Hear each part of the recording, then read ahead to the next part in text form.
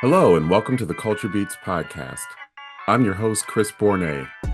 This episode is posting in February, so in honor of Black History Month and observance of Mardi Gras, here's my conversation with writer Lolis Elie, who chronicles the rich cuisine and culture of New Orleans. I hope you enjoy our conversation. One thing I was really curious about is there's so many aspects of Louisiana and and I'm from up north, so I say New Orleans. So many aspects of Louisiana and New Orleans culture. What interested you in focusing on the cuisine of the region? Well, a friend of mine named Rudy Lombard wrote a book in 1978 entitled Creole Feast. Okay. 15 master chefs in New Orleans revealed their secrets. And in that book, he said that everything interesting about New Orleans could be attributed to Black people. Okay. And he could make that case with architecture and music. He felt it to be true with food, but he couldn't make the case. He didn't really know. Okay. So he found a great chef at the time, Nathaniel Burton, and the two of them wrote this book exploring that. Mm-hmm. What was interesting to me about that is he first raised the question of the African American contribution to Creole food. He also raised the question of what Creole food was. And if you look at almost all of the cookbooks about Creole food, they really emphasize the French.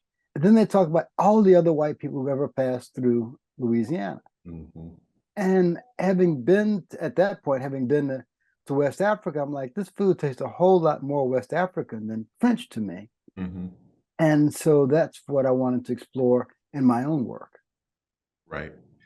And so if somebody was new, to Louisiana or New Orleans, they'd never been there before, what are some dishes that you would recommend that they sample to get a good, hey, no pun intended, good flavor of the region?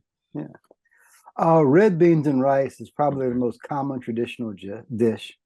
Jambalaya, gumbo, and po' boy sandwiches. So either fried seafood or even ham and cheese or hot sausage po' boys. Mm-hmm. Uh, beignet, Mm-hmm. kala, the fried rice fritters. All those things would give you a good flavor of the city. I guess maybe shrimp remoulade as well. Um, those are kind of the standard dishes. There's some others, obviously, that you will see less frequently. A lot of chicken etouffee or shrimp etouffee, crawfish bisque, boiled seafood, crawfish, shrimp, or crabs. Those are the things that I think are emblematic of the city. Now, I have friends who are Italian and Mexican, and they'll be the first to tell you, like, Olive Garden is not authentic Italian, or, name whatever Mhm. fast food Mexican chain. That's not authentic Mexican. So how can, outside of Louisiana, how can you tell if you're getting authentic Creole cuisine? You know, that word authentic is a complicated one Okay. because I'm wondering whether you're telling me that nobody in Mexico would recognize the food at whatever Taco Bell, and nobody in Mm-hmm. Italy would Mm-hmm. recognize the food at Olive Garden. And then you also have to ask yourself whether you're more concerned with authentic or good. Now, there's a point when people seem to think that Cajun just meant a whole lot of spice. And therefore, if you add a lot of spices, that would automatically be Cajun. Um, but the other thing is that there's a whole lot of New Orleans food in New Orleans that I don't particularly like, or that I don't think represent good versions of these dishes. Gumbo being the best example of that, because most of the gumbos in New Orleans are Cajun gumbos, when New Orleans food is Creole. There's a Okay. distinction, which is not to say that they are bad, but to be honest, I don't think you can really know. Even if you come to New Orleans, you're going to get stuff somebody's going to say, oh, that's not the way my mama make it. That's kind of like life. Hopefully, you find some versions that you like and can then explore how close they are to the originals. Right. So if I go to Popeyes, and get red beans and rice, that may not necessarily be authentic, but you're saying it's sort of like maybe an entryway into Creole cuisine. Popeye's red beans are very good. Okay. They do something that I hate, which is use this parboiled rice, which never tastes bad, but never, ever, ever tastes good. Kind of Right. crazy because all these Asian chains make good rice and they make millions of pounds of rice a year. But the red beans at Popeyes are very good. As far as the fried chicken, I've heard people say that the fried chicken at Popeyes in New Orleans is better than fried chicken at Popeyes at other places. Okay. I eat Popeyes once or twice a year, so I can't really make that comparison, you know? Right, right. Why do you think Creole food is not more widespread? You know, there's tons of standalone Chinese, Mexican, Italian, name any other Greek, any other, ethnic food you could name. But why are there not more standalone, Creole restaurants around the United States the way there is with other kinds of ethnic food?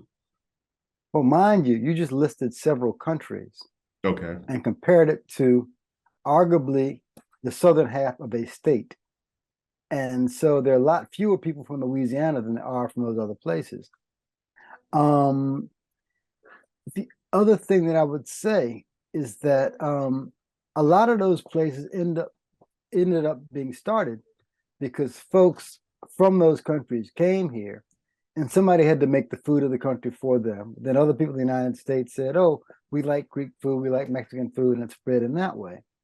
So I think Creole food is very different in that regard. The other thing is that at the time of Hurricane Katrina, when damn near everybody ended up evacuating the city after the storm, they said that Louisiana had more native-born residents than any other state, that we were less apt to move away, which means that there was not that kind of Louisiana diaspora of folks trying to cook Louisiana food.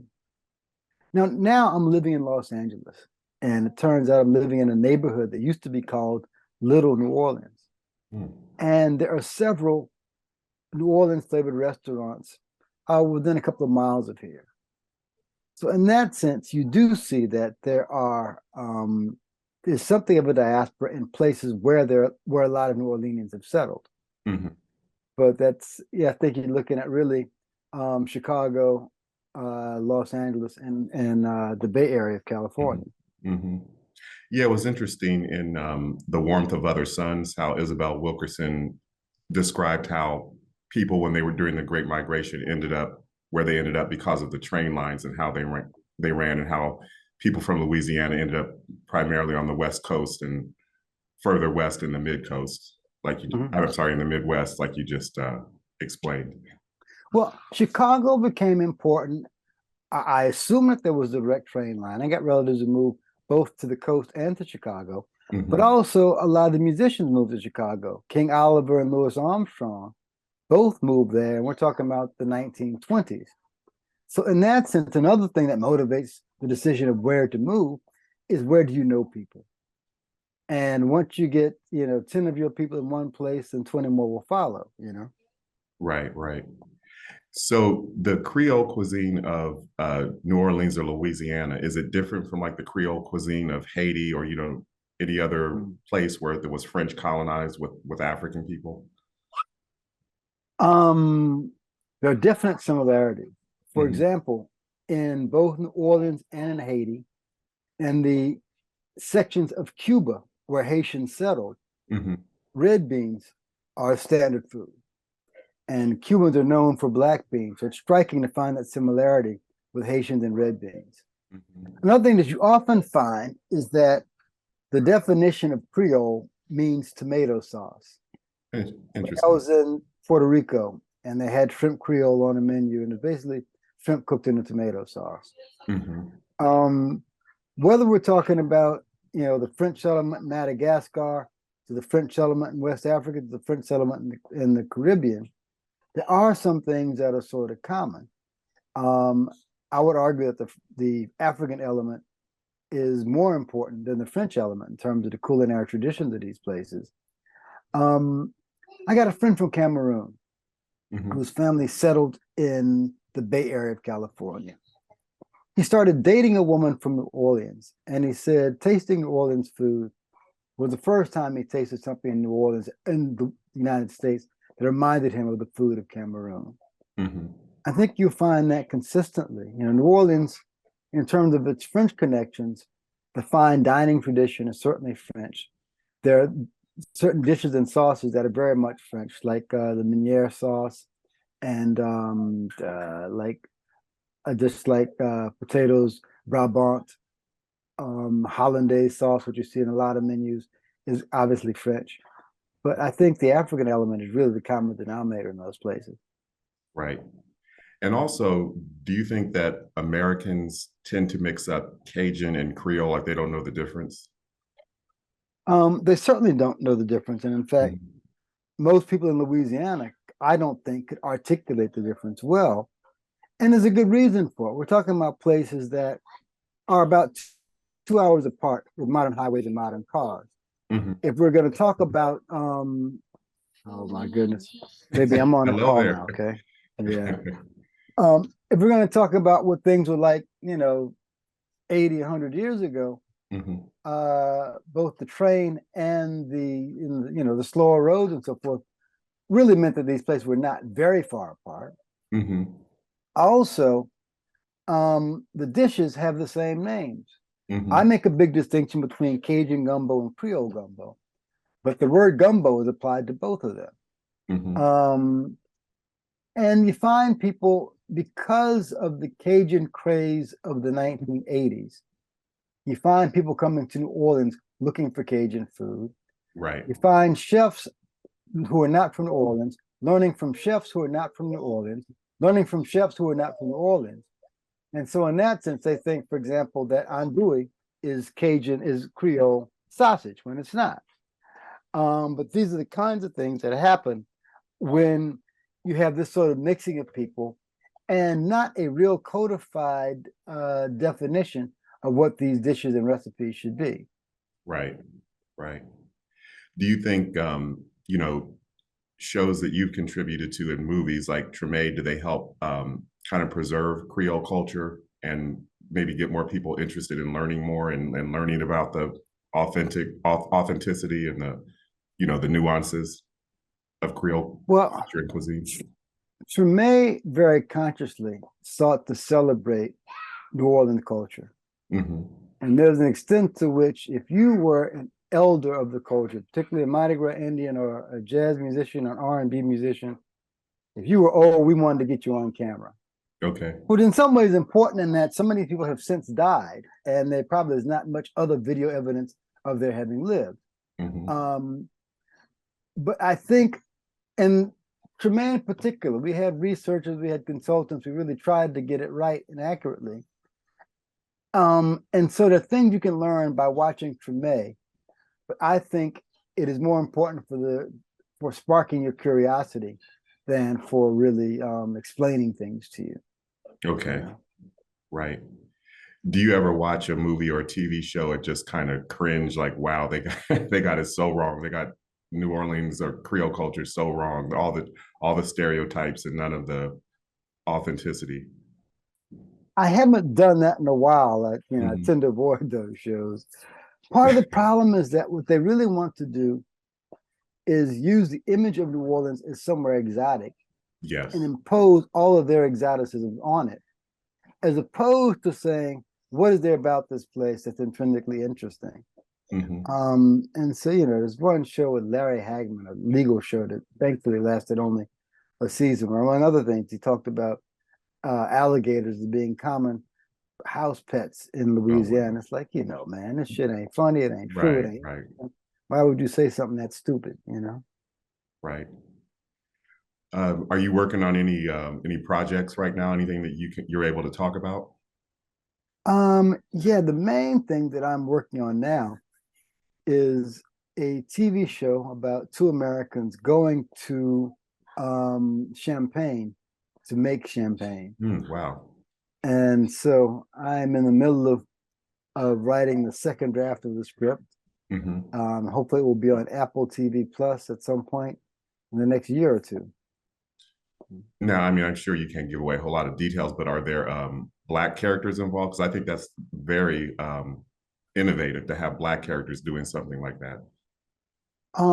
Well, Black characters and race are very much at the heart of this because, as you know, the hip hop community has helped to popularize champagne. Right. So the setup is that the hip hop guy is getting a little older, so he's trying to figure out what he can do to earn some money other than do music, and he wants to have his own private label of champagne. He finds one Black American, who works at a sparkling wine house in Sonoma. And so he and his brother to go to France to make champagne for them.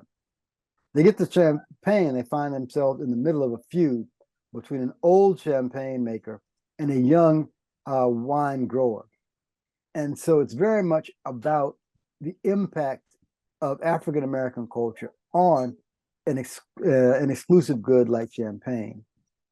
So race is very much the subtext of it. Although I'm trying to avoid cliches like, oh, I've never seen a black person before. It's like, yeah, I don't think you're going to find that. But the other ways in which race plays out in ways that are subtle and profound. Well, that's awesome. I look forward to seeing that. So how does writing, articles or books where you're basically everything is just coming out of your own head, and I'm sure, you'll have an editor who will give feedback, as compared to the collaborative process of television and film? Is one more difficult than the other, or do you enjoy one more than the other? And tell you what's funny. You're sitting in a writer's room on a TV show trying to figure out how to address this point of plot. And you make a suggestion nobody likes, and they keep talking, and you're saying to yourself, these people are so stupid. Why don't they realize that I've just given them the best possible solution? Right. I'm going to write my own show so I don't have to deal with these idiots. You come home and you start working on your own show, and you can't figure something out. And you say, man, I wish I had a writer's room of people who could help me figure this out. I think the hardest thing to do is always the thing you're doing now. And it would seem so much easier if only you didn't have to do this. If only you had a writer's room, if only you didn't have a writer's room. The advantage of writing essays or articles is that if you're lucky, you won't have a heavy-handed editor.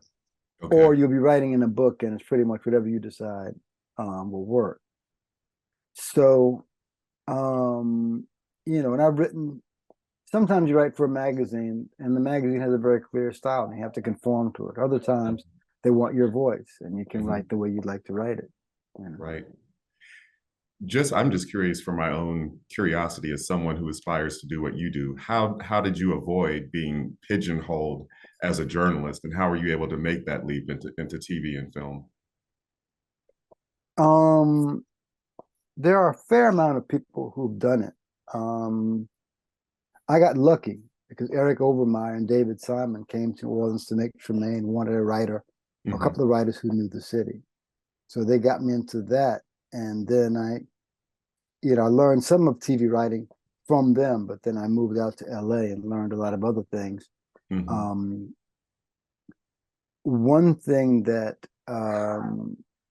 that TV producers often like is the idea of writers who have experience in other worlds and therefore can bring things to bear to the television world. It can be problematic, particularly when I think about journalism, because I remember on a couple of shows I worked on, trying to have it both ways. That, well, it doesn't matter what this newspaper reporter character writes, and on the other hand, it's like, well, if he writes this, it's gonna blow up the business. It'll be terrible. I think a lot of times, television and movies play fast and loose with the facts in ways that they don't have to, and that can be frustrating as a journalist. Right. But a lot of writing is the same regardless of genre. The sense of structure, the sense of how do you get an audience's attention and maintain it, those things are the same. And so it's a transition that is not easy, but is in many ways not as difficult as you might think. Right. What's your sense of the status of Black people in film and television? Or has any progress been made with having more Black people in writers' rooms, and not just writers' rooms, but showrunners and other key positions behind the camera? There's an article, I think, in Deadline a couple of months ago about Black women showrunners. They had about a half dozen of these women. And so the answer to your question that way is yes. And in fact, there are other things I could tell you, both anecdotally and specifically, I would suggest yes, Black folks are making a lot of progress in this regard. But also, having worked in a couple of different fields, I kind of bristle at that question because I think the fundamental problem is that there are too many Black people who are in jail, who don't finish school for whatever reason, or don't finish graduate school for whatever reason. Mm-hmm. And so, in many ways, yeah, you could easily get a whole lot more people in writers' room. Just go and raid all the journalism outlets. Get the best and brightest Black folks in journalism. And then next year you'd be saying, wow, there ain't no Black folks with any journalism programs. I think ultimately we need a larger pool, and not so much to funnel into any particular field as to funnel into all of the fields, whatever ones they would choose to be a part of. And what are some ways that can happen? Is it mentoring, or there are studios and stuff that have diversity programs, but some of them seem like they're just kind of in name only. What are some ways that can happen to develop more talent, develop the talent pipeline?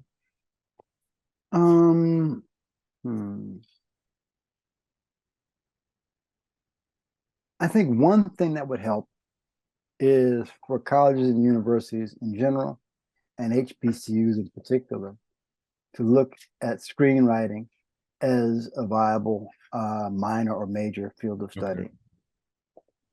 The question is, when you are a college student and you go to whatever the equivalent career day would be, does anybody mention this as a possibility? And so much of what you learn in school is not necessarily geared toward a specific career, but I think more people need to be thinking about this as a possibility for themselves. In terms of what the various guilds and studios could do, I'm not sure. Mm-hmm. First of all, we have all this media consolidation going on, and when you decide you want to merge with another company, a lot of the point is to cut jobs and programs and save money. So I'm not certain how many of those programs will remain. Certainly, fewer studios and networks means fewer of those kinds of opportunities. Right. And a lot of it also is a matter of those of us who are in the field trying to do things to help bring others into it. But that's such an individual decision and such an individual relationship decision. It's hard to talk about it in general terms. Right. Absolutely. Was there anything I didn't ask about that you wanted to mention, or anything else you wanted to touch on? Well, you covered a range of things. I mean, a couple of shows that have particularly impressed me that I think deserve a little more recognition. Blind Spotting show, so I think Stars. Okay. I think it's a brilliant show that folks aren't really watching as much as they should. Atlanta's getting a lot of attention, and I think deservedly so. I'm trying to think of what other Black shows in particular have excited me. Those two are the most interesting to me about, in terms of what's on now. Right. I'm gonna have to check out Blind Spotting. I haven't seen that one. It was based loosely on a movie, which is also good, but they do some very innovative things in television. Also, the stories are not, I don't know, a young writer sent me a couple of shorts that he had done and wanted me to look at. And, the climax is always two people yelling at each other. It's like there's all kinds of subtle and profound ways for people to have disagreements or for stories to unfold that do not end up being so emotionally typical, Right. Well, Mr. Elie, thanks again for your time. Enjoy talking to you, man. You take care of yourself. Great talking to you. Take care. Right. If you like this video, please leave a comment, share it, and subscribe to my channel.